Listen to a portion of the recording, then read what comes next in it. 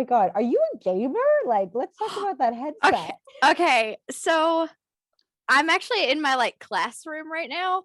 I teach kids, so like I have to like keep myself interesting. And so I got the pink kitty headphones because like I knew that like they would pop for it, and they totally do every single time.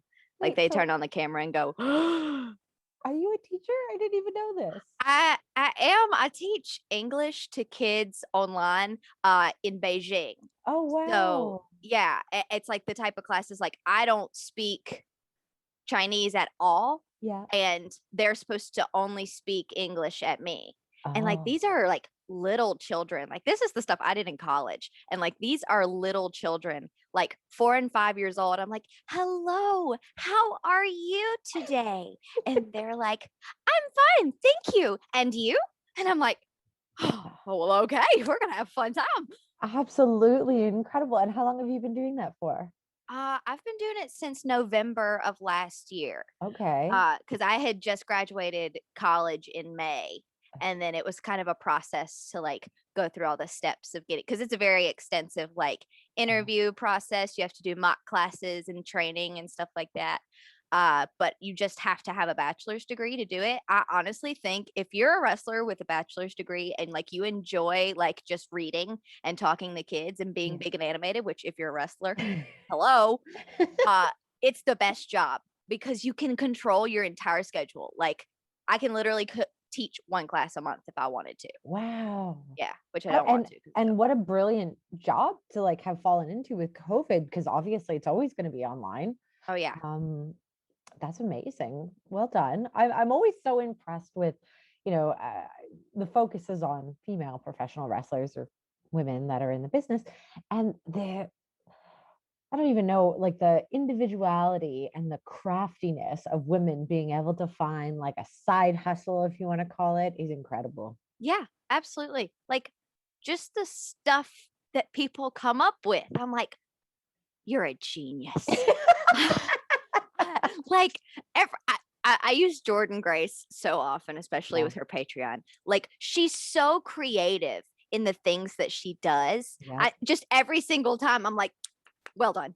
She was just on the show last weekend, and that was my thing. Like, you know, I think there's like this negative connotation that goes with women having like a Patreon or an OnlyFans, Mhm. but like, you know what?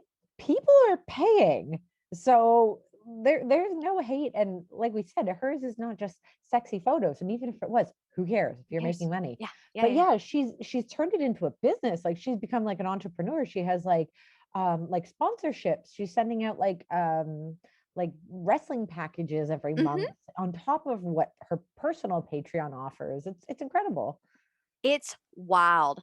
I I tried to start a Patreon, like especially during COVID, because I was Yeah. just like, I don't know, like I'm inside all the time. I just need like a creative outlet, like something I can do. And I would literally just like do these things because like I make gear and I embellish stuff all the Wow. time. So like I'm like, that's really interesting. Yeah. Like, well, I'll just film that and like narrate like what I did. And then I'd go to edit those videos, and it would just ruin me. I'm just like, well, so much for that one. That one's not happening. Uh, there's 3 hours of footage down the drain. Just it it was It's so hard. hard I work. I couldn't do it. Like I eventually did have to be like, I'm sorry, I can't handle this. I'll try this again in the future, but like Yeah. can't do this right now. It was so much. So like the people like content creators, I really do like admire the amount of work that goes into it. Oh, easily. That Rochelle Duras, who's my producer, editor, she's my all-around right-hand woman. She edits every Oh, episode, and it's God bless you. hours upon hours, and she's so good at it. But she loves it, I think. You love her, right, Rochelle? But yeah, it's a total craft in itself, and it's a whole skill set that just doesn't come naturally to everybody. But let's talk about you. Let's talk about Gia Miller. Okay, so what is your BA in? What is your bachelor degree in? It is in theater, in the performance aspect. Okay. I have like minors in creative media, film, journalism, and telecommunications. Wow. So all things that like I went to college with wrestling in mind, Okay. and like even like I didn't know about like the business aspect of it, Yeah. but like I still thought about it. So I was like, well, I mean, this would be good to know. Like at the end of the day, Yeah. it's still like a profession, isn't it? Like there's still other things that have to go into it. It's For not just getting in sure. a ring and pretending to hit each other. It's like there's so much that goes into it. So like production and stuff, like I went and visited all these things and like made my own like professional wrestling degree. Essentially, the only thing that I didn't learn while I was there was the in-ring stuff. Which, you were a baby. You were all of 20, I'm 23. 23. I like having that mindset going into the business is huge. And this is, where women are changing the game in the business because we're in it as a business. Like, Mhm. we can essentially teach monkeys to wrestle. That is only a small piece of the puzzle, but you're looking at being, a triple threat. You want to be, a wrestler, you want to be involved in the creative process, and you want to control your career as something that's lucrative, that's going to carry you through. And like you said, you collected your own degree, so you should really be, maybe writing a program for up and comers. I like and I did it in 4 years too. I was like in and out. I was like a Navy SEAL. I got in and got out. And like it was a grind. Like it was a lot of I really bet. hard work. And like that because I am so young. Yeah. And I think sometimes when you are so young, people forget that you still have had 23 years of life experiences. Yeah. And like I've been around. I've seen some stuff. I like I feel like an old, some people do call me like an old soul. And like Yeah. I do get that. Cause Yeah. like I start to think back and I'm like, oh yeah, when I was a welder. Oh yeah, when I was this, when like I start to think about all the things that I've been able to just like focus on and Yeah. then do it. Yep. Like, why can't wrestling be any different? Like it's this that's how I got here. I It agree. just focus on it and just do it. That's just That's it. that's it. That's all you got to do. That's two things. So where did you find, like, how old were you? What inspired you? Where did wrestling come from in your life? I always watched it like with my dad. Okay. It was just something that was always on the TV. And my dad's a big burly man, and my mama actually tried to get him to be a wrestler. Like she had everything set up, Yeah. like for him to go to training and everything, because she wanted to be a valet. Oh my gosh. And she had everything set up for him to become a wrestler, and he chickened out. He was like, I can't do it. Like I've got love handles and I can't do it. And and they were like, and she was like, oh, fine. So like it started before I was even born. This like I wouldn't consider like my family like a wrestling family. Like we Okay. didn't go to shows or do anything like that, but we watched it together, and it became like a thing that even I have two younger sisters, Yeah. even they got super into, and like we really share it as like a family now Oh, that that's we're cool. all kind of older. Uh, but yeah, I grew up loving it, but it was always like I am not naturally athletic whatsoever. Like so Really? like so oh no. So sports was always like I'm doing this to make myself athletic. Okay. And I think especially for like high school athletes, Yeah. they gear you like high school, you stop. Like you're not going past here, especially where Okay. I was from. And so I never really thought about like doing anything sort of athletic post high school. I Okay. was like, I can't do that. My body can't do that. Right. And I started playing sports and I was like, well, if I actually work hard, I can like kind of do a little bit. And then like I got into theater and like this performance aspect. And I was like, huh, well, maybe I could do both. Yeah. And I went to college for theater. That first year, I was like, okay, I'm going for theater. Like, that's what I want to do. I want to be an actress. Yeah. And through like my own experiences, just like with directors and feedback and stuff, I was like, okay, maybe theater, traditional theater is not the place for me. Okay. Wrestling's the place for me. Like my personality and my charisma will be best suited in. Oh, and now my Siri's talking to me. That's He okay. decided to cut in on this interview. I knew that my charisma and my personality was best suited for wrestling. Right. So I was like, okay, well, I'm just going to have to work really hard. And I know that I can perform well, and I know that I have a lot of personality. I'm just going to have to work really hard on the athletic side of it. Yeah. So that's what I'm doing right now. And how old were you when you actually started the training aspect? Because I don't know if everyone who watches Impact, they know you as Gia Miller, our backstage interviewer, but I don't know if everybody knows that Gia Miller is also a professional wrestler. Yes, I was actually having matches before I started interviewing, Oh, wow. which is so funny how this all happened. Yeah. I started training when oh my gosh, how old was I? I was 20, I think. Mhm. It was 2018. I get my years confused because I recently had an article written about me that all the years were wrong. Oh, no. And so I obsessed over it. So now I can't remember what year it actually was. That's Um, okay. so it was only about 2 years ago that I started training. Okay. And I started training with George South in North Carolina because that was just where my path led me. Right. And I'm from Mississippi too, so like it led me real far away. I just like, well, here's where I'm going. Here's where I'm getting Right. trained. I trained for only about 2 months before I started having matches. Quick. Yeah, very quick. And that was one of the like I did feel very prideful about that Yeah. because like I mean, obviously I still have a lot of work to do, We but all it was do. enough that they were like George South said, if you've got someone to lead her, she can have a match. Right. And I was like, okay, that's a first step. All right, it's only up from here, baby.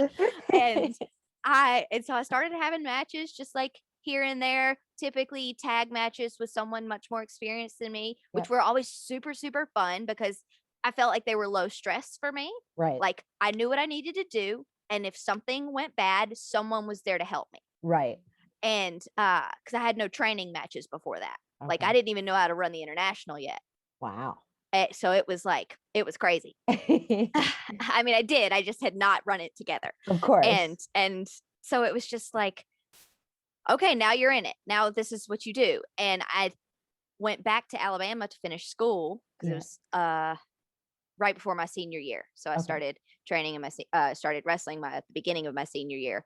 And then COVID happened the second semester of my senior year. Right. So, Of course. so yeah, so when people ask me like, oh, how long have you been wrestling? It's like, Yeah. well, I'm a COVID wrestler. So I started wrestling right before COVID started. And then for a year, I didn't do anything. Okay. But I took that year to train more and kind of reinvent where I was. I didn't have much of like, I didn't know how to get that personality across yet. Right. And so I took like that year and I came up with something that I'm really proud of. And like I made my own gear and I got like really nice like entrance stuff. And I went all in. And so like now I'm like ready to I'm like a horse to the barn. I'm getting antsy. Like I'm ready to go. Oh God, I love that analogy. We don't get enough of that in Canada. Okay, so you were born in Mississippi, Mhm. and then how old were you when you moved out of Mississippi? I moved around Mississippi. I never stayed in the same spot for more than 3 or 4 years. Oh wow, okay. So I was constantly moving, but only within the state. Uh, and then when I graduated high school, so I was 18, I Yeah. moved to Alabama. Uh, Okay. and I went to the University of Alabama for 4 years. And then, well, 3.5, I guess, because that second semester I was in Ohio for spring break. And now I live here in Ohio. Oh. And is it spring break where you met Austin? Oh, no, no, no. I actually met him. We've been dating for over 3 years now. Okay. So we met at WrestleMania weekend in 2018. Or was it 2019? It In all whenever it happened was so the last one in New fast. Orleans. Got The it. last one in New Orleans. We met there. And funnily enough, he went to high school with my best friend in college. Really? So yeah. It's just this big loop. She kind of set it up. Like she did a lot of finagling to make Okay. sure it happened. But it happened. So she gets to be my maid of honor 100%. Oh. But it's Yeah, so I met him like over 3 years ago, and I was up visiting him for spring break. Ah, okay. Yeah. So you and Austin run a wrestling school in Ohio then? We do. Not on purpose. It kind of fell into our lap. Like neither Okay. of us were ready. Like I said, I only started training 2 years ago. Right. Like I should not be in charge of people. I am still training. Yeah. So I'm in this weird little in between area, but I will explain to you why it works out so well. Right. Uh because I get to be this liaison between the trainees and the trainers. I get to be this like, hey, some of the trainees feel this way, or hey, as a trainee, I feel this way. Like Right. I would like to see more of this, or they would like to see more of this. And until we can like build those communication skills, because that's this one thing that I like teach a lot is like just how to communicate with people, how Right. to like, we we are all passionate about wrestling. And so when you're passionate about something, you tend to be sensitive about something. Yeah. And like, we all get our feelings hurt one way or another. And a lot of times it's because of miscommunication. Right. It's, oh man, I didn't mean to make them feel that way. And so that's one of the things that I teach the most of. And then I use my theater degree because I was taught how to teach theater, Right. uh, how to build a character, how to speak, how to train your voice, and just things like I can't teach you how to be the best. I can't teach you how to be a wrestler, but I Yeah. can teach you how to be a performer. So I teach that aspect. Austin takes care of the in-ring stuff. It was actually started by Zachary Wentz, or Nash Carter, Yeah. in NXT. But before he got picked up by the WWE, he was here in Dayton and he started the school. And then, like, almost immediately, he's like, I got to move to Florida. Uh, and he had already asked us to like come help, but he Yeah. was like, I'm leaving it to you, man. Like, and Austin's like, well, okay. So it's been a learning process because like we are getting to watch them progress as students and they're getting to watch us progress as trainers. Like we're just kind of figuring it out. Oh, that's cool. And well, our circumstances aren't the best. Like our ring's not the best. We're kind of in like tight spaces. So like we can't even stand on the top rope. But it's it it's helped us be adaptive. Right. So So I want to go back to something you said, being an old soul. And I was always told that when I was younger. And I realized as an adult doing all this soul searching and working on my inner self is, that old soul kind of comes from like a survivor mentality almost. And you and I have had some talks about mental health. And your personality is just, you're so strong, you're so goal oriented, you're so bubbly, you're so happy, but you have had your own struggles with anxiety, with depression. Is that true as well? Yeah. yeah, for You want sure. to talk a little bit about, what you've experienced, how you've overcome it? Because, I'm so about normalizing it and Yeah. destigmatizing it. And we all have our struggles. Absolutely. Like I didn't realize how much it needed to be desensitized for other people because it was so normal to me. Right. Like I I'm super open about it for the same reason. Like you just need to talk about it. And once Absolutely. I realized that, like I've never stopped. Like Yeah. just so someone knows. Yeah. I actually this all started when I was 4 years old. Wow. Like very, very, very young. I have a particular behavioral disorder called trichotillomania, and they diagnosed me with that at like 5 or 6, maybe, and wanted to put me on antidepressants at 6. Wow. Yeah, and my mom was like, "That's not happening." So thanks, mom. Yeah, well Uh, done. yeah. She was like, "No, let's search our other options first." Yeah. And basically what trichotillomania is it's anxiety, and it's an anxiety and depressive disorder that is like sprinkled with some OCD on top. Okay. And my compulsive behavior is I pull my hair out compulsively. No clue that I'm doing it. Like Really? absolutely no clue. So, and even like, oh, I'll notice I'm doing it. I can't stop. Like I physically can't Oh, stop.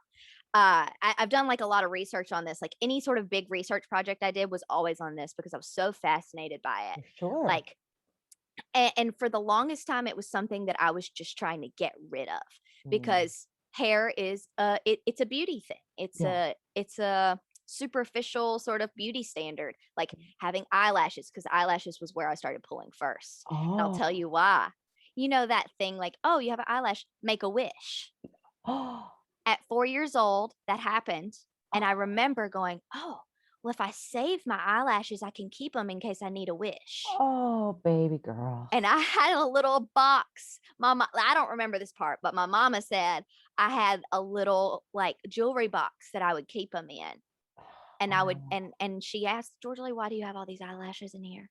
I'm like, "Because, mama, those are my eyelash wishes." Oh, And I was like, "Oh my god, bless her little heart. jeez. God bless her." But anyway, that so it's been going on since I was, like, very, very little, and I started having intense anxiety attacks at, like, 8 that would Mhm. almost send me into, like, a seizure-like state. Oh, wow. Uh, so, like, my anxiety was super, super high, and I will say that, like, within the past, like, year or so, it's been the first time that I can remember Yeah. that I haven't felt that constant state of anxiety. Like, I notice when I have anxiety. Oh, Like, it's not good. just this constant thing anymore. Right. Because I've been going to therapy on and off for almost my whole life Right. now. Like, 18 years I've been going to therapy Yep. on and off. Yep. Just so like I've learned a lot of things. I've done mindfulness meditations and that's what's helped me the most, like breathing Okay. techniques and stuff like that. And then also being vocal about stuff, like addressing my feelings and addressing like my thoughts Yeah. and not just being dismissive of the things that I feel because that's more damaging than anything. Like when someone dismisses how you feel, like you're like, Yeah. oh, you're not listening to me. Yeah. And I wasn't listening to myself. Yeah. So it's been a lot of work. And as for the trichotillomania thing, like it's something that I still have, Okay. but like it is no longer something that I'm trying to get rid of Okay.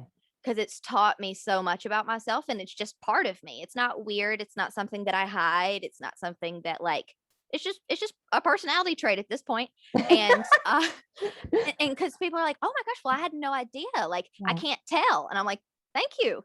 And that anxiety that I don't feel about it anymore has helped it go away so much. Right. Like, I definitely like still have like, especially on like the crown of my head, Yeah. like if I really have to show people now, whereas I used to have to hide it. Okay. And it's like, it's so cool how like I didn't even notice this progression of like, wow, it's like really not even at the forefront of my brain anymore, whereas it Yeah. used to be. Well, thank you so much for sharing. And I'm so proud of you. It's massive. You know what I mean? It truly is massive. And I think the hardest thing, and you nailed it, is self-acceptance. You can go to therapy for 20 years and you can still be really good at hiding how it makes you feel Mhm. deep down inside. And I think that's been my biggest struggle and learning curve with therapy because I've been going pretty regularly for, let's call it, 10 years. Yeah. And I'm really good at like fucking the system. Oh, yeah. That's something I talk about all the time. Is like, especially when I was a kid, I didn't really Yeah, understand. Like, I didn't want them to think that something was wrong with me. right. I didn't. So I would put on my best face. Like I'd be my best self. It was like an interview. Yep. Like, and the last place that you need to be any sort of dishonest is that chair. Like Yeah. that's the place that you need to be 100% honest. Yeah. And that's when you start to see the progress is when you actually let it all down. Yeah. Yep. And not apologize Yeah. for being emotional. Yeah. I think, like, I'm not sure about you, but the way I was raised, I really felt like I wasn't allowed to cry. I wasn't really allowed to be upset and vulnerable. Whether that happened or not, it was my experience that's how I felt I needed to act. So Mhm. even now, through my hardest times in life, you'll never really catch me crying. I feel like I should be crying, but I physically cannot do the action until I've, stuffed it in, and now there's no more room. So when it comes out, it's a nightmare. It's like, move back, everybody out of the way. Yep. Here comes a full panic attack because there's no more room and my body's turned on me. So it's like, yes, that's when I'll cry. And that's not healthy. Yeah. And I wonder, sorry. Oh no, go ahead. I was going to say, I wonder, as well as women, we're always trying to not live up to these like stereotypes. Like we're trying to not be the overly sensitive, overly emotional woman. So you almost feel like shameful when you have these moments. But sorry, continue. What were you going to say? Yeah, that is something that like my mama does her absolute best to like understand, especially because I have two younger sisters, as I mentioned. Yes. Like one of my sisters is only 4 years younger than me. So we experience those same points of life almost back to back. Right. And like right now she's going through stuff that I went through in my beginning like years of college. Yeah. And like she was going through stuff like her senior year of high school that like my mom kind of knew maybe like she could handle better. Not that she ever mishandled me, but like, what can I do better? Right. And so she asked me, she was like, what can I do to like, what helped you? Like, cause you just went through this. I remember you going through this. Like, I just don't know. And so like, I tried to give my mom advice about talking to my sister because we were experiencing the same things. And one of the things that like she told us a lot was like, oh, it's your hormones. It's your hormones. And like, I kept telling myself like, yeah, it is. It's my hormones. Oh, I'm just on my period. Like I'm just PMSing.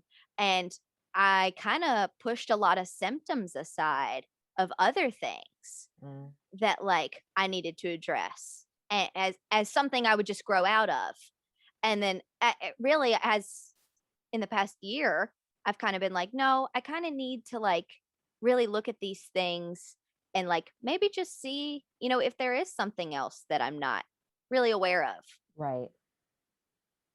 So yeah. Well, again, I am so proud of you and thank you for sharing. I feel like we could keep talking all day, but I know you're busy and I like to wrap up every single episode with my 10 tailor-made questions. So it's kind of a speed round, but don't feel rushed in your answers. It just means I want to fire the questions off. Are you ready? Right. I'm excited. I'm ready. Okay. Yay. Name one beauty product you cannot live without. Bubble bath. That's a good one. Yeah, bubble bath. I haven't had that answer yet. Oh my gosh. I am a diehard for a bath. Yes. Yes. Diehard for a bath. Oh man. I haven't had a bath for 6 years and I just recently moved and there's a tub and I haven't had a bath yet. I don't know what my problem is. I live in this teeny tiny apartment. I have a teeny tiny bathtub, but dang it, I still give myself a spa day.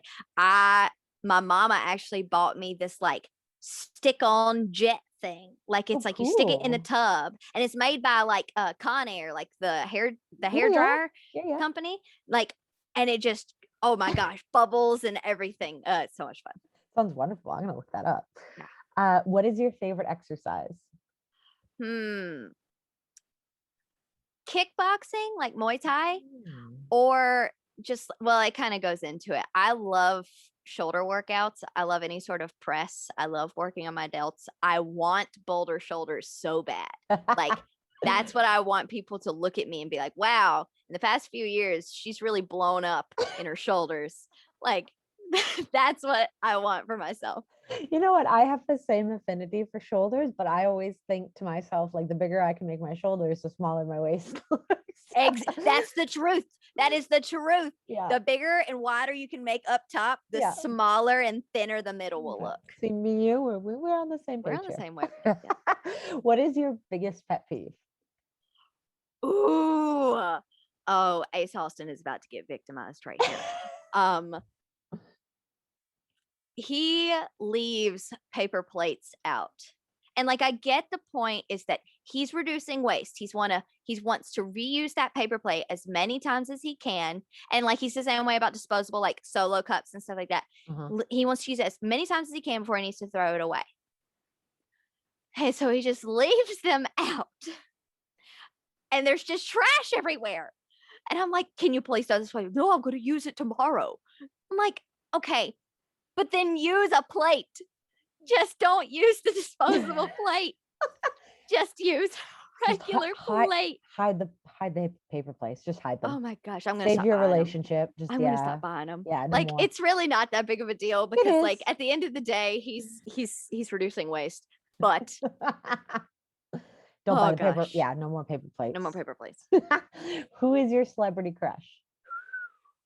Oh, Matthew Gray Goobler. He plays Dr. Spencer Reed on Criminal Minds, and he also voices Simon from Alvin and the Chipmunks. What? I know. I don't know why. I think it's definitely because like I love like the goober character. I like the like the not the like nerd, but like the smart shy guy. Yeah. And I love him. He's a string bean and I love him. He's very the opposite of Austin, but I love him too. That's funny. What is your favorite band or artist?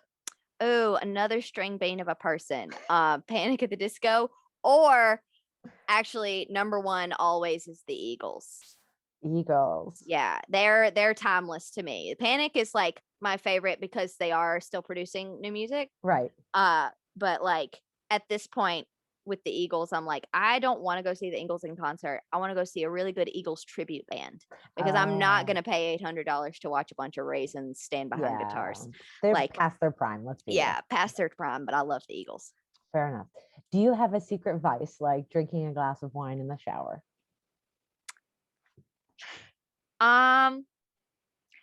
Okay, I only do this when literally no one's here. I have to be completely alone for this to happen. But I will perform full like musical numbers in my living room as a way to relieve stress. And also it's really good cardio. Like if you're trying to dance as hard as you can and sing as loud as you can, like it gets you blown up really fast. I think it's great for wrestling training. And like I'll put the music on full blast. Like I have a big sound bar and I'll put it on full blast and I'll either do show tunes or just any song that I want. And I just like, I have like some big crazy lights. I have a full production in my living room by myself. My cat looks at me like, girl, you have lost it this time. Oh my God. That is the best answer. It really is just like, if you just need to get it all out, whatever sort of emotion you're feeling, happy, sad, angry, there's music for it and you can perform. I am with you. Like my whole, there's pictures of me when I was like 4 or 5 years old, in front of my parents' tape player in front of the mirror. And I've been doing those, not as an adult, simply because I'm a mom, I don't have the time. But if I was not a mom, you bet your ass I would be fucking full sound bar, lighting. But we've done 2 seasons, almost, how many episodes is that? Almost 50 episodes. And that is my favorite answer to that question. So well done, Gia. Thank you. Thank you. Wow. I feel honored. What wrestler has the best entrance music? I actually have 3 people's music that I listen to before I wrestle. Oh, interesting. Do tell. The first one is Susan. Not Sue Young, not Susie, Susan. Something about that. I'm a powerful woman. Always get what I want. So don't get in my way now. That's not what I want. That gets me pumped. Number 2. Oh, it's so good. Edge. Yeah. I have to listen to it. It just gets me hype. And the last one is typically AJ's TNA theme. Oh, nice. Yeah. That gets me hype. Get ready to fly, man. I'm ready to fly, even though I don't fly at all. I stay very close to the ground. But in your head. In my head, I'm flying. Yeah. You are. I am. I am ready to go. What wrestler has the best entrance music? That one. Yeah. Sorry, wow. I literally it's okay. read a different question and then I looked right at you and I said it. That's good. Go me. Okay. Love it. What is your drink of choice? My drink of choice. I'm unhealthily addicted to Coke Zero. Is a serious problem. And coffee. which I have right now, and it is 1:30. So you are a caffeine addict, is what you're trying to tell me. Oh my gosh, yes. I'm addicted to caffeine. I did almost overdose on caffeine once. That was not a good day. So I regulate my caffeine to like I can't have anything past 5 p.m. Okay. So it's all pretty much in the morning because especially with anxiety, that's going to keep you up. So yeah. I'm still laughing at myself. I'm like totally being engaged in your answer about wrestler entrance music. And then I literally read it and I go, I'm going to ask you the same question. I was like, there we go. There we go. Nope, that's what's going on in here. It is it's very busy in here. Okay. What was your most embarrassing moment in the ring? Now, because you are a wrestler and an interviewer, please feel free to draw from either circumstance. Oh, I have one, and thank the Lord it only happened in a training match. It was in the ring, and there was like a small crowd because of the other trainees, and then like we had visitors come in. Oh, okay. Like we had so Billy Starks, Mouse, and Kayla Cassidy, and then some other people like came in from, are they in Kentucky? I'm not sure where they're based out of. But anyway, they came up to train with us just for funsies and to take some pictures. And me and Billy Starks were having a training match. And it was the first time I was wearing my gear that I wear now. Like it was the first time I was wearing it. I took pictures in it and I was like, well, let's just see how it wrestles. Let's see like what the issues are. Cause you know, when you get new gear, you find new issues. Totally. So I'm like, let's find what the issues are here in a training match rather than in a real match. Off the rip, we lock up. She puts me in a headlock, spins me around to a waist lock. Boonk. Oh no. And I don't wear a bra when I wrestle. Oh dear. Because I don't have boobs and I don't feel it's necessary. And I like to show off my back. So like my gear, my gear's pretty much backless. It's just got like two little strips. Right. And then it's a halter top. And it went all the way down. Both boobs out in front of all of my peers. I cover up and I'm like, she thinks I'm just fighting her. So she's still wiggling the heck out of me. And Billy's strong. She is young, but she is strong. And she was just whipping me around like a rag doll. Austin jumps up on the apron and is like, stop. Oh God. Thank God it was a training match. Yes. And she was like, oh my God, I'm so sorry. And like, that was actually a great like little learning moment because like shit like that happens. It has happened to me before in a match, like in front of a crowd, but it didn't fall down. It was a different gear top. Yeah. And I fixed it now. It doesn't do that anymore. But my opponent actually noticed and she like slammed me down, like started working heat on me and like fixed my top for me. Oh, nice. Yeah. She's super cool. That's a sister for you. Oh yeah, for sure. But so that was the worst. Okay, finish this lyric. Working 9 to 5. What a way to make a living, barely getting by. It's all taking and no giving. Oh my gosh, I will sing Dolly all day. I knew that was an easy one for you. I was like, yes. Gia knows Dolly. Yeah. Okay, tell our listeners where they can find you on the interwebs, please. On the interwebs, I am at Mean Gia Miller. All one word, no spaces, no anything else on everything. So Instagram, Twitter, and in both of those, I have a link tree that'll take you to my like merch stores and other things that you can find me on. So yeah, hit me up. I have a relatively small following, so I typically am like pretty involved and like I talk to my people. If I see you comment on my stuff multiple times, I'm like, yo, what's up? Like I talk to pretty much everybody. So cool. I like being internet friends with people. Maybe that's because I'm so young. But so yeah, hit me up. Be careful for stranger danger though, please. Oh yeah, stranger danger. Okay. Like I said, I watch Criminal Minds. So like okay. You're fine. You and I listen to crime podcasts all the time. Crime Junkie's my favorite. Be Weird, Be Rude, Stay Alive. I love you, Gia. Which your podcast reminds me a lot of Crime Junkie, like the way it's like just so professionally done. I love listening to both for the same reasons. Gia, stop. I promise.